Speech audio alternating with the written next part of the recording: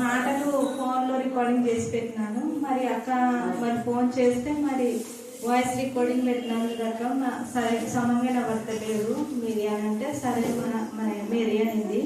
మరి అక్క మరి ఆ విధంగా మాటలు పెట్టినట్టువి వినింది, మరి పేరులో పెట్టింది. మరి దేవుడు గొప్ప కార్యం చేసినాడు. అదేవిధంగా మరి సోమవారం రోజు అంటే మా తమ్ముని కొడుక్కి మరి బ్లడ్ తీసినారు. ఇంకా సంవత్సరం అయ్యలేదు. ఇంకా అది రిపోర్టింగ్ టెస్ట్కి పంపించలేరు, మరి చేసలేరు. అది ఇంకా కొంచెం టైం అయిన తర్వాత బ్లడ్ అనేది గడ్డ కట్టిపోయింది. ఇంకా మరి ఇంకోసారి మరి తీయాలని మరి మంగళవారం రోజు మరి తీసినారు బ్లడ్. మరి తీసి ఇంకా మరి మా తమ్ముడు గట్టిగా వచ్చినాడు, మీరు ఇంత చిన్న పిల్లోడు ఉన్నాడు, ఇంత నిర్లక్ష్యంగా ఉంటారా అని పెంచకలపాడులోన అరిస్తే ఇంకా సాయంత్రం 5:30 కల్లా రిపోర్టింగ్ వచ్చేసింది. మరి అక్క చేసిన ప్రార్థనల వలన, దేవుని యొక్క కృప వలన, మీరు చేసిన ప్రతి ఒక్క ప్రార్థన వలన మంచిగా రిపోర్ట్ వచ్చింది. దేవుడు మరి బాబును కూడా క్షేమంగా మరి శనివారం రోజు నడిపించినాడు. అందుకు దేవాతి దేవుని చెల్లిస్తూ ఈ చిన్న సాక్ష్యాన్ని దీవించారు. శిలవల మధ్యలో ఆడుతున్న దేవ, మా కోసం 2 మేకుల మధ్యలో ఆడుతున్న అయినా మా కోసం 5 గాయాల నుండి 1 తక్కువ 40 కొరడా దెబ్బలతో నైనా సమస్యల్ని సోలిపోయిన గొప్ప దేవ, నీ పాదములకు వందనాలు, స్తుతులు, స్తోత్రములు చెల్లిస్తున్నామయ్యా. ఈ రాత్రికాల సమయంలోనైనా నీ బిడ్డలు నా ప్రభా ఇంతవరకు పాటల ద్వారా, వాక్యం ద్వారానైనా మేము మీరు పొందిన గొప్ప తండ్రి, నీ పాదములకు వందనాలు, స్తుతులు, స్తోత్రములు చెల్లిస్తున్నామయ్యా. చిన్ని బిడ్డలనైనా నీ ఆత్మీయ మాటలు చెప్పిన ప్రతి ఒక్క నోట్లో మీరు మనకు పొందండి అయ్యా. నైనా అక్క ద్వారానైనా నీ మాటలు ఇంకా నైనా ఎవరు చెవినబడుతున్నావు నైనా అటు బిడ్డలనైనా నీ ఆత్మతో నీ శక్తితో నింపండి మనం పొందండి అయ్యా. నైనా ఈ కరుణ మినిస్ట్రీ నీ గొప్ప కార్యం జరిగించి మనం పొందండి అయ్యా. ప్రతి బిడ్డ సమస్యను తొలగించండి, నీ కృపలో జ్ఞాపకం చేసుకున్నాడు అయ్యా. దేవా, ఇంకా ఎన్ని ప్రాంతాలకునైనా అక్క వేళల్లో నీ కృప ద్వారా నింపండి. అక్క అడుగులలోనైనా మీరుంటున్న గొప్ప దేవ, ప్రతి బిడ్డ అడుగులో మీరుంటూ సహాయం చేయమని అడుగుతున్నామయ్యా. ఈ రాత్రికాల సమయంలోనైనా ఇక్కడ వచ్చిన ప్రతి బిడ్డనైనా నీ ఆత్మతో, నీ శక్తితో, నీ పరిశుద్ధాత్మతో నింపమని అడుగుతున్నామయ్యా. నీ పాదములకు వందనాలు, స్తుతులు, స్తోత్రములు చెల్లించుకుంటున్నామయ్యా. ఈ రాత్రి నీ మెండైన దీవెనలతోనైనా ప్రతి బిడ్డని నింపి మహిమ పొందమని, నీ రెక్కల చాటునైనా ప్రతి ఒక్క బిడ్డని ఆత్మతో, నీ శక్తితో, నీ పరిశుద్ధాత్మతో నింపమని, ప్రతి గర్భిణీ స్త్రీనైనా నీవే డెలివరీ అయ్యేంత వరకునైనా నీ కాపుదల, నీ భద్రత దయచేయండి. చంటి బిడ్డ తల్లిని నీ కృపలో జ్ఞాపకం చేసుకోండి. యవనస్తురాలను నీ కృపలో జ్ఞాపకం చేసుకోండి అయ్యా. నీ పాదములకు వందనాలు, స్తుతులు, స్తోత్రములు, స్తోత్రములు, స్తోత్రములు, స్తోత్రములు చెల్లించుకుంటున్నామయ్యా. నీకు అనేకమైన వందనములు, స్థుతులు, స్తోత్రములు చెల్లించుకుంటున్నామయ్యా. నీ శిలువ మరణ పునరుద్ధాన దినాలు వచ్చుచున్నగానైనా నీ కృపలోనైనా ప్రతి బిడ్డ జ్ఞాపకం చేసుకునిచున్నానైనా ప్రతి బిడ్డ నీ ఆత్మతో నింపి మహిమ పొందమని, ఈ రాత్రి నీ వెండైన దీవెనలతో నింపి మహిమ. Happy birthday to you. Happy birthday to you. Happy birthday, happy birthday, happy birthday to you.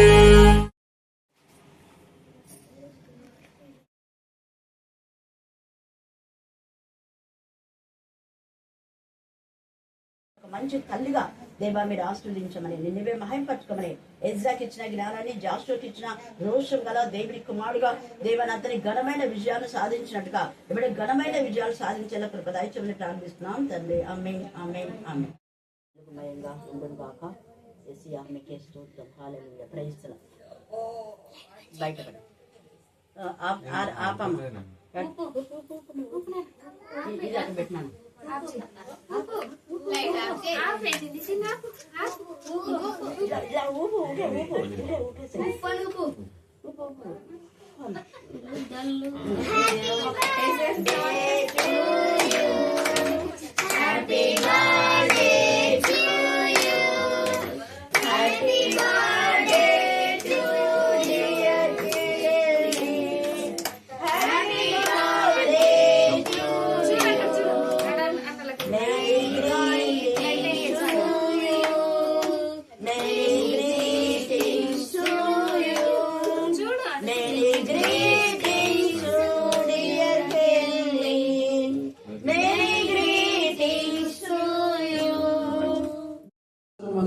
దానియేలును నేను యెహోవా తన ప్రవక్తనగు ఇర్మియాకు సెలవిచ్చి తెలియజేసినట్టు యెరూషలేము పాడుగా ఉండవలసిన 70 సంవత్సరములు పూర్తి అయి అవుచున్నవని గ్రంథము వలన గ్రహించి తిని, అంతటా నేను గోనెపట్ట కట్టుకొని ధూళి తనపై వేసుకొని ఉపవాసం ఉండి ప్రార్థన విజ్ఞాపనలు చేయుటకై ప్రభువాగు దేవుని ఎదుట నా మనస్సు నిబ్బరం చేసుకొంటిని.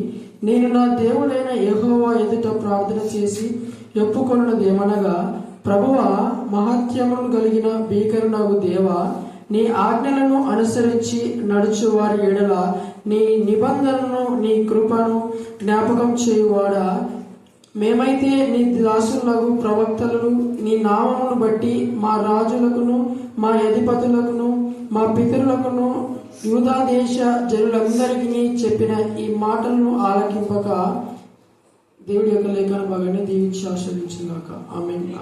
అంటే మనస్సును నిబ్బరంగా చేసుకున్నాడు. నిబ్బరమైన మనస్సు చెప్పండి. మళ్ళీ చెప్పాలా? మళ్ళీ చెప్పాలా? నిబ్బరమైన మనస్సు ఎప్పుడు ఉంటుంది చెప్పండి. తొనకగా కదలక ఉంటారు, నిండుకుండా అంటుంటారు చాలా మంది కదా. నిండుకుండా తొనుకుతారా? చెప్పాలా? సగం సగం పెడితే ఏమవుతుంది? తొనుకుతాయి కదా. నీళ్లు చల్లిపోతాయి, తొనుకుతుంది. మనం మళ్ళీ ఎంత జాగ్రత్త పట్టుకోవాలి. అది నిండుకుండా అయితే మనం ఎంత బాగా దాన్ని తీసుకొని పోగలం. నీళ్లు చల్లిపోవు కూడా, మనకు కూడా టెన్షన్ అనేది ఉండదు. సగం సగం ఉంటే టెన్షనే. దాని అర్థం ఏంటంటే ఇక్కడ మనస్సు నిబ్బరం ఎందుకు చేసుకున్నాడు దానియేలు అంటే వాక్యంతో నింపబడినాడు. ఎవరి హృదయం అయితే వాక్యంతో నింపబడదో, వాక్యంతో నింపబడిన హృదయాలు నిబ్బరంగా ఉంటాయి. అంటే మన పక్కలో 1000 మంది నాశనం అయిపోయినా, మన కుటుంబకాల 10,000 మంది నాశనం అయిపోయినా, వాళ్ళకు బాధ వచ్చినా వేదన వచ్చినా, చాలా మంది చనిపోతుంటారు కరోనప్పుడు. మా యొక్క దాంట్లో ఇట్లా చనిపోయినారని నాకు చెప్తా ఉంటారు. కానీ నిబ్బరంగా ఉండండి అని చెప్తాను. కర్ణాకర్ అప్పుడు ఉన్నప్పుడు అందరూ ఆ రూమ్ లో అంతా ఈ పిల్లోడు ఒక్కడే బయటపడింది. హల్లెలూయా, హల్లెలూయా, హల్లెలూయా. అలాగా చాలా మంది ఈ రత్న వాళ్ళ అదే గుడిపాడులో కూడా వాళ్ళ మేనమామన ఎవరు ఆ వీధి ఆ యొక్క దాంట్లో అందరు చనిపోయినారు. కానీ ఆ ఒక్కరే దేవుడు కాపాడినాడు. కారణం ఏంటంటే దేవుని పైన మనం ఆధారపడినప్పుడు దేవుని పిల్లలకు ఎలాంటి హాని రాకుండా దేవుడు కాపాడుతాడు. చిన్న బిడ్డ కెళ్ళి కూడా కింద పడితే ఎంతగా దేవుడు సేవ్ చేసినాడు, కంటికి అపాయం రాకుండా. ఎంత ప్రేమ గల తండ్రి. అండ్ దక్షిణ హస్తం ఇందాక అక్కడ ఎజ్రా గురించే చెప్పడం జరిగింది. ఎజ్రా ఆ యొక్క 7వ అధ్యాయం 8 నుంచి 10 దాకా ధ్యానం చేసుకున్నాం. ఎజ్రాకు దేవుడి హస్తం తోడుగా ఉంది కాబట్టి నిబ్బరంగా ఉన్నాడు. పరిస్థితులు చాలా ప్రతికూలంగా ఉన్నాయి. ప్రతికూలమైన పరిస్థితుల్లో నిబ్బరమైన మనసు. ఇలాంటి కాల సమయమందు నీకు ఎంత ప్రతికూలమైన పరిస్థితులు వచ్చినా, నేను ఎంత మంది నిందించినా, అవమానపరిచినా, కించపరిచినా, మరి ఇంట్లో సమస్యలు ఎక్కువైపోయినా, ఎన్నున్నా ఫస్ట్ నిబ్బరమైనది ఉండాలి. దీని నిబ్బరమైన మనసు ఎప్పుడు వస్తుందా అంటే అదే వాక్యంతో నింపబడినప్పుడు. అక్కడ మనం చూస్తే యెహోషువ 1వ అధ్యాయం, యెహోషువ 1:7 నుంచి 9 దాకా చదవండి. అయితే నీవు నిబ్బరం కలిగి, అయితే నీవు అయితే కానీ అని రాయబడింది. అంటే పైన ఎంతో ఉంటుంది దానికి ప్రాసెస్. ఇక్కడ ఏమో ఉంటాయి, కానీ నువ్వు మాత్రం ధైర్యంగా నిబ్బరంగా ఉండాలి. అయితే నీవు నిబ్బరం కలిగి జాగ్రత్త పడి, ఒకటి నిబ్బరంగా ఉండాలి, రెండోది ఏం చేయాలా? జాగ్రత్త పడాలి. బహుధైర్యముగా మూడోది ధైర్యంగా ఉండాలి. నా సేవకుడైన మోషే నీకు ఆజ్ఞాపించిన ధర్మశాస్త్రం అంతటి చొప్పున ఏం చేయాలి? దేవుని సేవకులు మీకు ఆజ్ఞాపించింది మీరు చేస్తే మీ బ్రతుకులు నిబ్బరంగా ఉంటాయి, ధైర్యంగా ఉంటారు, ఆశీర్వదించబడతారు, నెమ్మది వస్తుంది. అందుకనే ధైర్యంగా యుద్ధ భూమిలో యుద్ధ వీరుడుగా జాషువా వచ్చేశాడు. ధర్మశాస్త్రం అంతటి చొప్పున ఆయన చేశాడు. ధర్మశాస్త్ర ప్రకారం వేరే పనులు చేయడానికి ప్రేరేపింపచేస్తాడు. ఇక ఎజ్రా 7వ అధ్యాయం కూడా ఎజ్రా పరిశోధించి తెలుసుకున్న విషయాలను అనేక మందికి తెలియచేశాడు. నడుస్తూ చాలా మంది వాక్యం చెప్తారు, కానీ వాక్యానుసారంగా నడవరు. దేవుని ప్రేమ అంటారు, ప్రేమనే ఉండదు. ఎంతసేపు వాళ్ళ స్వార్థమే చూసుకుంటుంటారు. క్షమించాలంటారు, క్షమించే గుణం ఉండదు. కానీ క్షమించే గుణం ఉంటే మనం ఇతరుల దగ్గర ఏం తీసుకున్నామో అది 4 ఇతరులకు ఇచ్చేసి ఇచ్చేసేయాలి. దోచుకున్నది ఇచ్చేసే గుణం ఉండాలి. అదే క్షమాపణ అంటే ఉండదు. కానీ ఇక్కడ దానియేలు అయితే తన సొంతం కోసం కాదు, అనేక ప్రజల క్షేమం గురించి దేవుని సన్నిధిలో ప్రార్థిస్తున్నాడు, విజ్ఞాపన చేస్తున్నాడు. అనేకుల కోసమే ఆయన ఎలాగో చూడండి, బూడిద వేసుకొని గోనె పట్ట కట్టుకొని దూరి తలపైన వేసుకొని ఉపవాసం ఉండి ప్రార్థన విజ్ఞాపన చేయుటకై ప్రభువు దేవుని ఎదుట నా మనసును నిబ్బరం చేసుకుంటేనే ఆ కళ పడంగానే దేవ ఇంత భయంకరంగా దేవుని పిల్లలకు మరి నష్టం కలగబోతుందా, దేవుని పిల్లలు ఇంతగా బాధ పెట్టాడా, ఈ అపవాదేమో సాధాడు తెలిసినప్పుడు కృంగిపోయాడు దానియేలు. ఆయన క్షేమంగా ఉన్నాడు, వేరే వాళ్ళ కోసం కృంగిపోయిన అవసరం లేదు. కానీ తన స్వార్థం చూసుకోలేదు. తర్వాత కొన్ని సంవత్సరాలకి ఇలాగ దేవుని పిల్లలకి ఇంత బాధ జరుగుతుందా అని ఎంతగా గుండె పగిలేలా ఏడ్చేశారు, దూరిపోతున్నాడు. ఈయన దానియేలు ఇలా చేసినాడని, దావీదు చేసినాడని మనల్లో అవివేకులు యేసయ్య మరణం జయించి తిరిగి లేచి ఆయన దగ్గర విజ్ఞాపన చేయమంటే మనల్లో ఏం చేస్తారంటే దాళ్ళల్లో దూరి పోసుకొని బూడిద సంచులు పెట్టుకొని బూడిద పంపించుకుంటున్నారు. ఒక దైవజనుడు పేరంతా మీకు తెలుస్తుంది, ఏదో సిల్వా మిషన్ ఏదో ఉంది సంథింగ్, క్రీస్తు రాయబడి బాగా వినొద్దండి. ఎందుకంటే ఇందాక యూట్యూబ్ లో నాకు ఒకరు పంపించినారు. ఆయన ఏమని చెప్తున్నాడు అంటే, మీకు అంతా బాగైంది కదా, దేవుడు మీకు బాగా చేసినాడు కాబట్టి మేము కవర్స్ ఇస్తాం, కవర్లలో 5,000 పెట్టి మీ ప్రార్థన విన్నపం పెట్టండి, నేను ప్రార్థన చేస్తాం మీ కొరకు అని చెప్పాడు. ఇంకొక ఆయన చెప్పినాడు, ఇదంతా ఇచ్చిన తర్వాత లాస్ట్ నా అతను ఏదో పనుండి లాస్ట్ అక్కడ పోతుంటే చెత్తబుడ్డిలో ప్రేయర్ రిక్వెస్ట్ అన్ని చెత్తబుడ్డిలో ఉన్నాయి. 5,000 తీసేసుకున్నారు, చెత్తబుడ్డలు అంటే ప్రేయర్ రిక్వెస్ట్ గాలికి ఎగిరిపోతున్నాయి. చూసారా, ఒకవేళ కొంతమంది తీసుకుపోయి ఇంట్లో కూడా పెట్టొచ్చు మేబీ. అంటే 5,000 ఇస్తే ప్రార్థన చేస్తాం, లేకపోతే లేదా. చూడండి ఎంత ఇదిగా దేవుని యొక్క నామంలో అవమానపరిచే విధంలో దావీదు తన స్వార్థం కోసం చేయలేదు. ఇక్కడ అనేకుల మేలు కోరుతున్నారు, అనేకుల కోసం విజ్ఞాపన చేస్తున్నాడు. అక్కడ బూడిద వేసుకొని విజ్ఞాపన చేసి ఆయన ధూళి వేసుకున్నాడు. దేవుడి ఎదుట నా మనస్సును నిబ్బరం చేసుకుంటుని నేను నా దేవుడైన యెహోవా ఎదుటను ప్రార్థన చేసి ఒప్పుకున్నదేమనగా, ప్రభువా మహాత్మ్యం కలిగిన భీకరమైన దేవ, నీ ఆజ్ఞలను అనుసరించి నడుచు వారి ఎడల నీ నిబంధనను నీ కృపను జ్ఞాపకం చేయవాడా. ఇది అండర్లైన్ చేసుకొని కండక్ట్ చేయండి. దేవుని కరుణాహస్తం, దక్షిణ హస్తం, పరిశుద్ధ బాహువు, దేవుని యొక్క కనికరం, దేవుని తోడు, దేవుని ఆశీర్వాదం, ఆత్మ సంబంధమైన ప్రతి ఆశీర్వాదం ఎవరికి వస్తుంది అంటే ఈడ దేవుని ఆజ్ఞలు గైకొని నడిచేవారు. ఆజ్ఞల గురించి చెప్తారు కానీ నడవరు, అన్ని చెప్తారు కానీ నడవరు. ఆ ప్రకారం చెయ్యకుండా వాక్యం చెప్తుంటారు. వాక్యానుసారంగా నడవకుండా ప్రార్థన చేస్తారు, వాక్యానుసారంగా నడవకుండా పాటలు పాడుతుంటారు. వేస్ట్ అవి, దాన్ని వేషధారణ అంటారు. ఇక్కడ వాక్యం సరంగా నడిచి ఎంతమంది ఆజ్ఞల నడవాలి. ఆజ్ఞల నడవకుండా వీళ్ళు నిబంధన ఏం చేస్తున్నారంటే వచ్చేస్తున్నారు. అందుకనే ఏమంటాడు, ఒప్పేసుకుంటాడు. ఇద్దరు తన పిల్లలు చేసిన పాపం దానియేలు ఒప్పుకుంటున్నాడు. ఏమని చూడాలి ఇక్కడ, మేమైతే ప్రవక్తలు నీ నామమును బట్టి మా రాజులకును మా అధిపతులకును మా పితరులకును యూదయ దేశ ప్రజలందరికీ చెప్పిన మాటలను ఆలకింపు. ఒక్కరి కాదు, అందరూ చెప్పినారు. ఇంటింటా వాక్యం చెప్పాలి, ప్రతి ఒక్క కుటుంబాన్ని గద్దించాలి, కుటుంబాన్ని హెచ్చరించాలి, కుటుంబానికి బుద్ధి చెప్పాలి. ఎక్కడ చెప్తున్నారు? ఇక్కడ ప్రతి కుటుంబానికి చెప్పారు. ప్రతి కుటుంబానికి.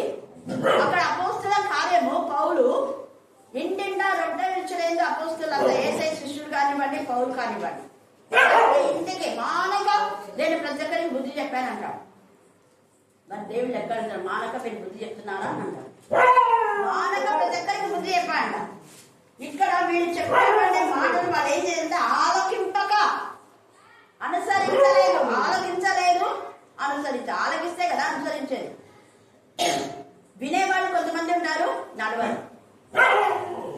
విని నడిచేవాళ్ళు కొందరు మాత్రమే, కొందరు అసలే వినరు. ముసలమ్మ ముచ్చండు పాడబడతారు కదా. ఎంత చక్కగా మీరందరూ కూడా ఇక్కడే ఎంత మీకంతా పనులున్నాయి, పనులున్నా, స్కూల్కి వెళ్ళినా, స్కూల్ హోంవర్క్ ఉన్నాయి, ఇన్ని ఉన్నా కూడా మళ్ళీ అలసిపోయినప్పటికి కూడా దేవుని సందుకు వచ్చారు. కానీ అందరూ అలాగ లేరు. అందుకే ఒక రోజు తీర్పు దినమందు దేవుడు అడుగుతాడు, నేను పంపించి వాక్యం చెప్తుంటే మీరు నిర్లక్ష్యం చేశారా, పెడచెవిన పెట్టారా? దేవుడు ఖచ్చితంగా లెక్క అడుగుతాడు. ఆలకింపక, చూడండి, ఆలకింపక చదువు.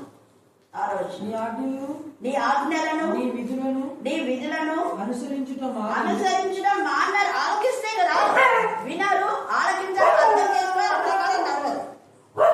అందుకనే ఆలకింపక వాళ్ళు తిరస్కరించినారు, తిరుగుబాటు చేసినారు. గర్వంతో అహంకారంతో మాకంతా తెలుసులే, మేము కూడా వాక్యం చెప్తాంలే, మాకు కూడా ప్రార్థన వచ్చులే, మేము కూడా మందిరంలో సేవ చేస్తాంలే, నీవేందులే అనే విధానం.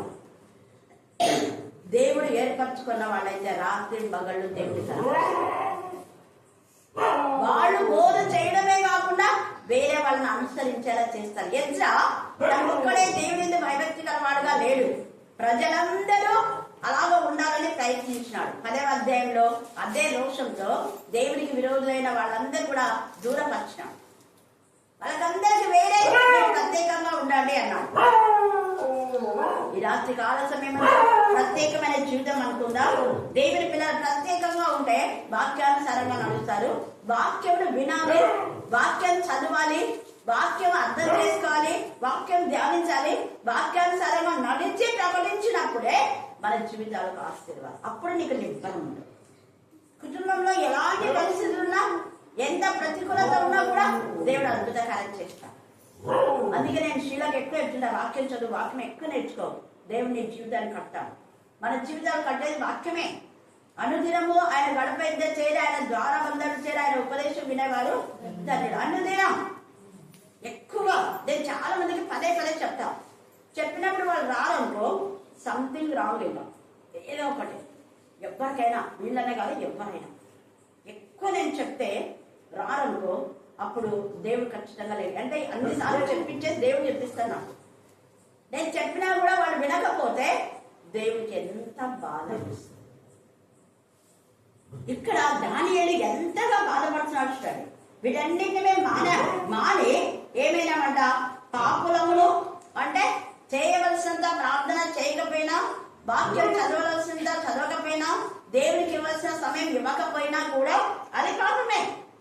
చాలా మంది సేవకులు ఇంకా కానుకలు వచ్చినారు అనుకుంటా. అవును కదా, మీరు ప్రార్థన చేస్తున్నారా, దేవుని సన్నిధికి వస్తున్నారా, వ్యక్తిగత కౌన్సిలింగ్ అసలు ఉండదు. ఎన్ని ఇస్తే వాడిని పెట్టుకొని ఆ కానుకలు వచ్చినాయని సంబరపడిపోతున్నారు. ఇందాక అదే రమేష్ మేరీ వాడు పంపించిన నాకు యూట్యూబ్ లో నుంచి ఒకటి. ఎంత ఉన్నా కూడా ఇంకా కావాలనే వాళ్ళు ఉన్నారు. అవునే, ఆత్మలో వీళ్ళు ఎదగడం లేదు అన్న బాధ లేదు. ఎంత కానుకలు ఇస్తారు అనేదే ఉంది. ఎంత ఉన్నా కూడా ఇంకా కట్టియాలి.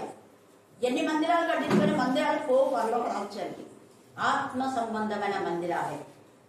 మీరు ఆత్మీయంగా కట్టుకోండి, మీ కుటుంబాన్ని కట్టుకోండి, మీ పిల్లలకు రక్షణ లేదు, పదే ఇది చెప్పాలి, అది చెప్పాలి. అందుకనే కాపరులకు ఈరోజు సండే నేను చర్చి దగ్గర పోయి వాకింగ్ చదువుతుంటే అదే ఉంది. మీరు చూసిందేమో బైబుల్ అదే ఉంది. ఈరోజు మనీ చూసింటదేమో సండే రోజు పోయినప్పుడు కాపల 34 ఎన్నికలు 34 ఉంది. కరెక్ట్ పెట్టిన అలా వాక్యం అన్నాను. నా బలహీనమైన గొర్రెలు బలపరచరు. అవును కదా, ఏది బలహీనంగా ఉంటే దాన్ని బలపరిచే వారుగా ఉండాలి. యూత్ రాలేదంటే యూత్ని బలపరిచే వారుగా ఉండాలి. బైబిల్ స్టడీ సరిగా లేదంటే బలపరిచే వారుగా ఉండాలి. బలపరచకుండా మీరు రారు, వాళ్ళు రారు, మీరు రారు, ఎప్పుడు చూడండి ఇదేగా. వాళ్ళు వస్తారు. ఎందుకు వస్తారు? సరిగా దేవునికి మహిమకరంగా మనం ఉంటే కదా. పాపంలో దుష్టులున్నాయి, చెడుతనంలో ప్రవర్తించుతూ ఏం చేస్తున్నాడ, ఒప్పుకుంటాడు దానియేలు తేరా. కానీ వేరే వాళ్ళ పక్షంగా ఈయన ప్రార్థన చేస్తున్నాడు. మనం కూడా ఈ ప్రార్థన చేయాలి. దేవా, మా అమ్మమ్మ, మా నాయనమ్మ, లేదా మా తాతయ్య, మా అమ్మ, మా నాన్న, మా బంధువులు, రక్షణ లేదా మీ తమ్ముడు నీకు విరోధంగా ఏం చేస్తున్నారో దేవా వాళ్ళకి క్షమించు. యోబు అన్నదినము తన కొడుకులు, తన బిడ్డలు దేవునికి విరోధంగా ఏమైనా చేశారని ప్రతిరోజు బలి అర్పించి సమాధానం పడేవారు. ప్రభువా, నా కొడుకులు తప్పు చేస్తే క్షమించిన ఆయన. ఒక తండ్రి చేసినటువంటి కన్నీటి ప్రార్థన. ఒక తల్లిగా నువ్వు బాధ్యత వహించాలి. ప్రతిరోజు గద్దించాలి. లేదా కనుక్కున్నప్పుడన్నా గద్దిస్తా. ఇప్పుడు కూడా సంజీవ ప్రైజ్ రావడం అంటే హృదయ ప్రైజ్ రావడం ఎందుకు ప్రార్థన రాకున్నాను వస్తాను అంటే దేవుని భయం అంటే ఖచ్చితంగా వస్తాను. దేవుని భయం అనేది ఉంటే ఖచ్చితంగా వస్తాను. ఆ భయం అనేది మనం నడిపిస్తుంది. ఇక్కడ దానియేలు దేవుని యందు భయము భక్తి కలవాడు కాబట్టి మనసు నిబ్బరం చేసుకొని ఇలాంటి పరిస్థితులు ప్రతికూల పరిస్థితులు రాబోతున్నాయని తెలిసి ఒప్పేసుకున్నాడు. దైవం ఆ తిరుగుబాటును బట్టి ఈ శోధన వచ్చిందేమో మనం క్షమించున్నాయని అని అక్కడ తిరుగుబాటు చేసిన వారం అంటున్నాడు. ఆయన చేయలేదు కానీ ఆయన పశ్చాత్తాపంతో ఒప్పుకున్నాడు. ఎజ్రా కూడా మీరు 9వ అధ్యాయము అక్కడ ఎజ్రా కూడా సేమ్ ప్రార్థన చేస్తాడు. 9వ అధ్యాయము ఎజ్రా 3వ వచనం చదవండి. 7వ వచనం చదవండి. మా పితరుల దినములు మొదలుకొని నేటి వరకు చూడండి, పితరుల దినం మొదలుకొని అందుకనే చేయాలి. మన తాత ముత్తాతలు ఏం చేస్తున్నారు దేవుడికి విరోధంగా చాలా మంది అంటుంటారు. అక్క మా ఇంట్లో ఏంటి శాపం అంటే ఏం శాపం, ఎవరేం చేశారు, ఎవరి శాపాలు రావు, దేవుని శాపమే. ఎందుకంటే పాపం వలన వచ్చే జీతము మరణం. చేసిన పాపాలు మీ సత్క్రియ చేస్తే తల ఎత్తుకుంటాం, సత్క్రియ చేయకపోతే తల దించుకోవాలండి. వాక్యంలో తప్పు చేసే వాళ్ళు తల ఎత్తుకోలేదు. కొంతమంది తప్పు చేసినా కూడా తల ఎత్తుకొని తిరుగుతారులేండి, అంటే వాళ్ళు సిగ్గు లేని వాళ్ళు అంటారు. వీడికి సిగ్గే లేదు అంటుంటారు కదా. వీడికి ఎన్నిసార్లు చిచ్చాడో కూడా సిగ్గు లేదు, మళ్ళీ తల ఎత్తుకొని తిరుగుతుంటాడు వీధులలో. దానాక చండాలమైన పనులు చేసి మళ్ళీ వీధుల్లో తిరుగుతున్నాడు. వీడికి కొంచెం కూడా సిగ్గు లేదు అంటున్నాడు. అట్లా కూడా ఉంటారు, సిగ్గు లేకుండా ఉండే జీవితం. ఇక్కడ దానియేలు ఎజ్రా ఎంత బాగా చెప్తాను చదువు. మా దోషములను బట్టి చూడండి, మేము మా అన్నాడు, మా ఇంక్లూడింగ్ చేసుకున్నాం. అసలు ఎజ్రా ఏం తప్పు చేయలేదు. ఎజ్రా ఎల్లప్పుడూ ధర్మశాస్త్రంలో చదివేవాడు, ఆలకించేవాడు. ధర్మశాస్త్రం ప్రకారం తాను చేస్తూ ప్రజలను కూడా ఆజ్ఞాపించి అలా చేయించాడు. మీరు ఎజ్రా 10 చదివితే ఎంత సాహసం ఎజ్రా చేశాడో అక్కడ అర్థమైపోతుంది. అన్ని స్త్రీలు ఎవరు ఉండకూడదని ఆజ్ఞాపిస్తారు. ఎవరైనా అన్ని స్త్రీలు ఉన్నారా వాళ్ళు రావద్దు కాలంలోకి, బయటనే ఉండండి. మీరు ప్రత్యేకంగా ఉండాలి. మేము ప్రత్యేకంగా ఉంటాం, మేము దేవుడికి ఇష్టమైన బిడ్డ ఉంటాం. అన్ని జాగ్రత్త మాకు అవసరం లేదు అన్నాడు ఎజ్రా. అంత ఇదిగా చూడండి. చదువుతాం. మా ఎవరెవరంటే మా రాజులే మా యాజకులే వాళ్ళంతా చాలా ఉంది అక్కడ. మీరు చదువు 15 వరకు ఉంది. 9వ అధ్యాయం అంతా మీరు చదువుకోండి. ఎజ్రా ఎంత బెక్చేస్తారు. ఇక్కడ దానియేలు కూడా తను చేయని నేరాన్ని తన పైన వేసుకున్నాడు. యేసయ్యకు ముంగుర్తు వీళ్ళంతా. యేసయ్య తను చేయని నేరాన్ని తన పైన వేసుకున్నాడు. మన పాప భారమైన భరించాడు, మన పాప శిక్ష పాప దోషమైన భరించాడు. కానీ నిబ్బరంగా ఉంది ఆయన మనసు, ఏమాత్రం బాగలేదు. ఇక్కడ నిబ్బరంగా ఉంది ఈయన మనసు కూడా. అక్కడ దావీదు కూడా నిబ్బరంగా ఉన్నాడు. చూడండి, యెహోషువ నిబ్బరంగా ఉన్నాడు.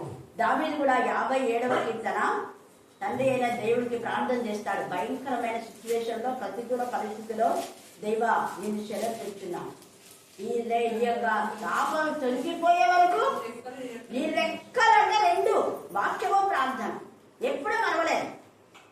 చండాలమైన వాసన గుహలో అక్కడ అన్ని పశువుల కలేబరాలు, జంతువుల కలేబరాలు ఉంటాయి. ముక్కలు ఉంటాయి. ఎముక అంటే చాలా షార్ప్ అయ్యే దౌడ ఎముకతో 1000 మందిని చంపేశాడు శాంసన్. అలాంటి ఆ కత్తులు అంటే ఎముకల పైన ఉండి కూడా పట్టుపాన్ పైన పడుకునే ఏదో ఒక రాజు గుహలో ఉన్నాడు. అంతగా బాధ పెడుతున్నాడు. మేలు చేసిన కింగ్ సౌలు అలా గుహలో ఉండి దేవుడికి ప్రార్థన చేసినాడు. నీ వాక్యము నేను మానని ప్రార్థన రెక్కలు చాటున్నాం. 2 రెక్కలుంటే మనం ఆత్మీయంగా ఎదుగుతాం. ఇక్కడ ప్రార్థన చేస్తున్నాడు దేవుని వాక్యాన్ని. అందుకని నిబ్బరంగా ఉన్నాం. దాన్ని ఎలాంటి పరిస్థితి వచ్చినా కూడా వాళ్ళు భయపడేది. అగ్నిలోకి వెళ్ళమన్నా వెళ్ళారు, సింహం బోర్డులో వెళ్ళమన్నా వెళ్ళారు. నిబ్బరంగా ఉన్నారు. రాబోయే పరిస్థితులు కూడా దేవా నువ్వే కాపాడు. మేము ఇప్పుడు ప్రార్థన చేస్తున్నాం కదా, మా ప్రార్థన విని వాళ్ళని కనికరించి. వాళ్ళు ప్రార్థన చేయడం రాదు ప్రభా, చెయ్యరు. వాళ్ళు తిరుగుబాటు చేసే వాళ్ళు ఏడబాటు చేస్తారు ప్రభా, చెయ్యరు. తిరుగుబాటు చేసే వాళ్ళు వాక్యం వినరు, తిరుగుబాటు చేసే వాళ్ళు వాక్యం చదవరు. కానీ తిరుగుబాటు చేసుకున్నా వాక్యం చెప్పాలంటారు. మనం బతుకంతా తిరుగుబాటే, బతుకంతా వాక్యానికి వ్యతిరేకమే. మళ్ళీ నేను వాక్యం చెప్పాలి, నేను పాడాలి, నేను ప్రార్థన చేయాలి. వాక్యం వినాలా, చదవాలా, ధ్యానించాలా, అనుసరించాలా, అప్పుడు చెప్పాలి వాక్యం. అనుసరించకుండా నడుచుచు ఎజ్రా 7వ అధ్యాయంలో ఆయన నడుస్తూ వేరే వాళ్ళకు వాక్యంలో చదివించి ఆజ్ఞలు పాటించాలని చెప్పారు. ఎజ్రా తాను చేస్తూ ఇతరులకు చేయించాడు. మనం పరిశుద్ధంగా ఉండి ఇతరులకు పరిశుద్ధంగా ఉండమని చెప్పాలి. మన విశ్వాసంలో ఉండి వేరే వాళ్ళ విశ్వాసంలోకి నడిపించాలి. మనం ప్రత్యేకంగా ఉండి ఇతరులు ప్రత్యేకంగా ఉండాలని చెప్పాలి. మనం మోకాళ్ళని ప్రాణం చేసి వేరే వాళ్ళ మోకాళ్ళని ప్రాణం చేయమని చెప్పాలి. మనం చేతైతే ప్రాణం చేస్తూ ఇతరులు చేతైతే ప్రాణం చేయమని చెప్పాలి. మనం చేస్తూ అందుకని ఇక్కడ అంటున్నాడు కదా, చెడుతనమందు ప్రవర్తించుటూ తిరుగుబాటు చేసిన వారం ప్రభువా నీవే నీతిమంతుడవు, మేమైతే చిగ్గు చేత ముఖ వికారం పొందిన వారము, మేము నీ మీద తిరుగుబాటు చేసిద్దిమి. చూడండి ఎంత బాగున్నాము, ఎంత పశ్చాత్తాపం, దానియేలు పశ్చాత్తాపం. దానిని బట్టి నీవు సకల దేశంలో మమ్మల్ని తరమితివి. అందుకనే ఎక్కడంటే ఇక్కడ వలస పోతున్నారు. ఇంతకుముందు వలసలు అంటే ఎవరికి ఇష్టం లేదు కదా, ఏడుకు పోవాలా అనేవారు. వేరే ఊరికి పోవాలంటే ఎంతగా బాధపడేవారు. ఇప్పుడు ఉరుకుతున్నారు ఎవరు చూడు, ఏడు పోయేది ఆడ ఏం సంపాదించుకుంటారు. ఎంతమంది పిల్లలు చచ్చిపోయినారు, ఎంతమందికి ట్రైన్ ఎక్కుతుందో చచ్చిపోయినారు కదా. ఎన్ని భయంకర అవునా దేవుడు ఎక్కడ మనల్ని ఆశ్రయిస్తే అక్కడే ఉండాలి. దేవుడు పంపితే పోవాలి. ఎక్కడికంటే అక్కడికి మనిష్టానుసారంగా వెళ్ళకూడదు, అది ఆశీర్వాదం కాదు.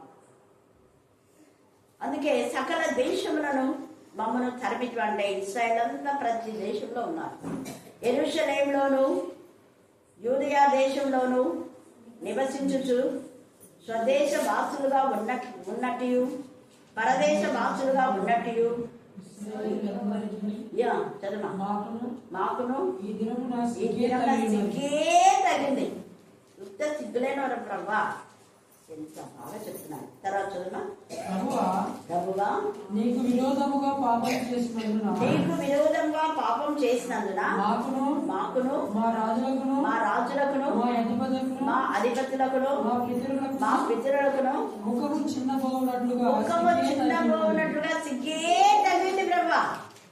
ఎందుకు అనేక మంది రారు అని అంటే ఎందుకు వస్తారు చూడండి, సిగ్గే తగ్గిందని. చాలా చాలా విషయాలు ఇంకా ఉన్నాయి, మనం ధ్యానం చేసుకుందాం. ఈ యొక్క రాత్రికాల సమయమందు దావీదు దేవాని కృపణ కరుణించమని 51, 57లో చేసిన ప్రార్థన మనం చేద్దాం. 63లో చేసిన ప్రార్థన వేకుజామున చేద్దాం. అర్ధరాత్రి వేళ నేను మేలుకొన్నవాడు 119లో మేలుకొన్నప్పుడు నీ ధర్మశాస్త్రమే నాకు, నీ ప్రార్థన నాకు తోడు ప్రభు అంటాడు. వేకుజామున అంటాడు, అర్ధరాత్రి అంటాడు, ఉదయం అంటాడు, మధ్యాహ్నం అంటాడు. చూడండి, అంటే ఎప్పుడు దేవుడిని సూచిస్తూనే ఉన్నాం. మరి మనం ఏం చేస్తున్నాం, ఎప్పుడు చూపించాలి. ఏమనంటే వాళ్ళు తెలుసు, వీళ్ళు తెలుసు. నేనంటే నాకు కూడా అందరూ తెలుసు. మరి అందరూ తెలుసు కదా, ఇప్పుడు తెలుసా లేదా? మరి అందరితో మాట్లాడుకుంటే మీకు వాటికి చెప్తారా? చెప్పాలి. ఎక్కడున్నా ధ్యానం చేసుకోవాలి. ఈరోజు 3 మెసేజ్లు. జయంతి వాళ్ళ ఇంట్లో ఇంటి ప్రతిష్ట.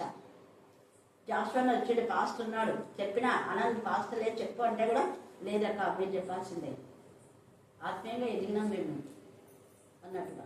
మిగతా కార్యక్రమం అన్న కూడా చెప్పిండు. అదే ఇంకా రిబ్బన్ కటింగ్ అవన్నీ అయిపోయినాయి. హౌస్ డెడికేషన్లో ఒక మెసేజ్, మళ్ళీ అఖిల్ వాళ్ళ ఇంట్లో పాప బర్త్డే కెళ్ళి బర్త్డే ఒక మెసేజ్. ఇప్పుడు దేవుడు ఎలాగో వాడుకుంటారు. కానీ నా ఉద్దేశం మీరు అందరూ వాడబడాలని. కాబట్టి ఈ సమయం అందు మనమందరం వాడబడాలంటే వాక్యం చదవండి. నిబ్బరంగా నేను చెప్పగలను ధైర్యం ఉండాలి. అసలు ఎన్నిసార్లు నేను మనికేస్తే చెప్పేదే కాదు. అసలు ఎన్నిసార్లు ఏదో ఒకటి అక్క అద్దుండే ఇదుండే ఏదో ఒకటి చెప్పేది. కానీ ఇక్కడ ఎంత ధైర్యంగా ఎంత బాగా చెప్తుంది. దేవుని ఆత్మ బిడ్డకు తాకింది. మొన్న కూడా దేవుని ఆత్మ బిడ్డకు తాకింది. సంతోషంగా కూడా ఆపరేషన్ ఉంటుంది, ప్రార్థన చేయండి. ప్రశాంతి కోసం ప్రార్థన చేయండి. మా చెల్లి వారి కుటుంబం కోసం ప్రార్థన చేయండి. ప్రార్థనలో మర్చిపోవద్దు మీరు. ఇంకా రేపు మంగళవారం రహేల్ వాక్యం చెప్తుంది. రేపు గురువారం రోజు పవన్ వాక్యం చెప్తారు. పిల్లల యూత్ కూడా దేవుడు మంచిగా వాడుకుంటున్నాడు. దేవుడికి స్తోత్రం. దేవుడి వాక్య భాగం దీవించి ఆశీర్వదించుగాక. ఆమేన్ ఆమేన్. ప్రార్థన. మరియు లోపటను వెలుపటను రాకగలిగిన 7 ముద్రలు గట్టిగా వేసి ఉన్న ఒక గ్రంథము సింహాసనం ముందు ఆసీనుడై ఉన్న వారి కుడి చేత చూచితిని. ఆ గ్రంథం మరియు దాని ముద్రను తీసి ఆ గ్రంథము విప్పుటకు యోగ్యుడెవడు అని మరి బలిష్ఠుడైన యొక్క దూత బిగ్గరగా ప్రచురింపగా చూచితిని. అయితే అయితే ఆ గ్రంథం ఇప్పటికైనాను చూచుట అయితే పరలోకమందును భూమి మీదను భూమి కిందను ఆ గ్రంథం ఇప్పటికైనాను చూచుటకైనాను ఎవరికి శక్తి లేకపోయినా ఆ గ్రంథం ఇప్పటికైనాను చూచుటకైనాను యోగ్యుడెవడు కనబడినందున నేను బహుగా ఏడ్చుచుంటిని. ఆ పెద్దలలో ఒకడు ఏడవకము, ఇదిగో దావీదు చిగురైన యూదా గోత్రపు సింహము ఆ 7 ముద్రలు తీసి ఆ గ్రంథమును విప్పుటకై జయం పొందనని నాతో చెప్పాను. ఆ సింహాసనముకును మరియు ఆ సింహాసనముకును 4 జీవులకును పెద్దలకును మధ్య వధింపబడినట్లున్న గొర్రెపిల్ల నిలిచి ఉండుట చూచుతిని. ఆ గొర్రెపిల్లకు 7 కొమ్ములను 7 కన్నులను ఉండెను. ఆ కన్నులు భూమి అంతటికి పంపబడిన దేవుని 7 ఆత్మలు. ఆయన వచ్చి సింహాసనమందు ఆసీనుడైన వాని కుడి చేతి నుండి ఆ గ్రంథమును తీసుకునేను. ఆయన దాన్ని తీసుకునేటప్పుడు ఆ 4 జీవులను వీణులను ధూపద్రయములతో నిండిన సువర్ణ ప్రాతలను పట్టుకొని ఉన్న ఆ 24 పెద్దలను ఆ 24 పెద్దలను ఆ గొర్రెపిల్ల ఎదుట సాగిలపడేది. ఆ పాత్రలు పరిశుద్ధుల ప్రార్థనలు ఆ పరిశుద్ధుల పాత్రలు ఆ పెద్దలు నీవు ఆ గ్రంథమును తీసుకొని ఆ ముద్రలు విప్పుటకు యోగ్యుడము. ఆ గ్రంథమును తీసుకొని ఆ విప్పుటకు యోగ్యుడవు. నీవు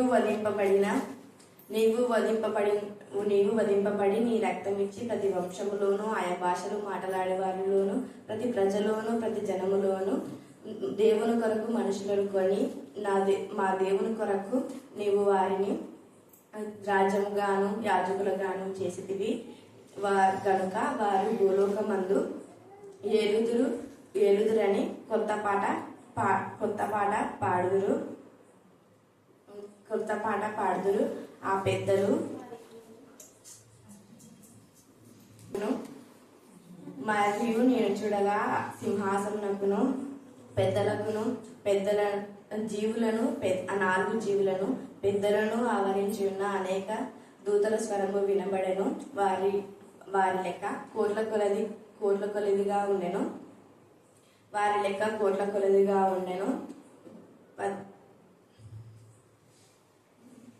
వారు వధింపబడిన గొర్రెపిల్ల శక్తియు ఐశ్వర్యమును జ్ఞానమును బలమును ఘనత మహిమ స్తోత్రము పొందనార్హుడని గొప్ప స్వరంతో చెప్పుచున్నది. అంతటా పరలోకమందును భూలోకమందును భూమి క్రిందను సముద్రములోను ఉన్న ప్రతి సృష్టంలోను అనగా దానిలోని సర్వమును సింహాసనమందు ఆసనడి ఉన్న వారికి గొర్రెపిల్లకును మహిమ స్తోత్రము ఘనతయు మహిమ ప్రభావములు యుగములు కలుగును కాకని చెప్పుట వీటిని ఆ 4 జీవులు ఆమెనని చెప్పగా ఆ పెద్దలు సాగిలపడి నమస్కారం చేశారు.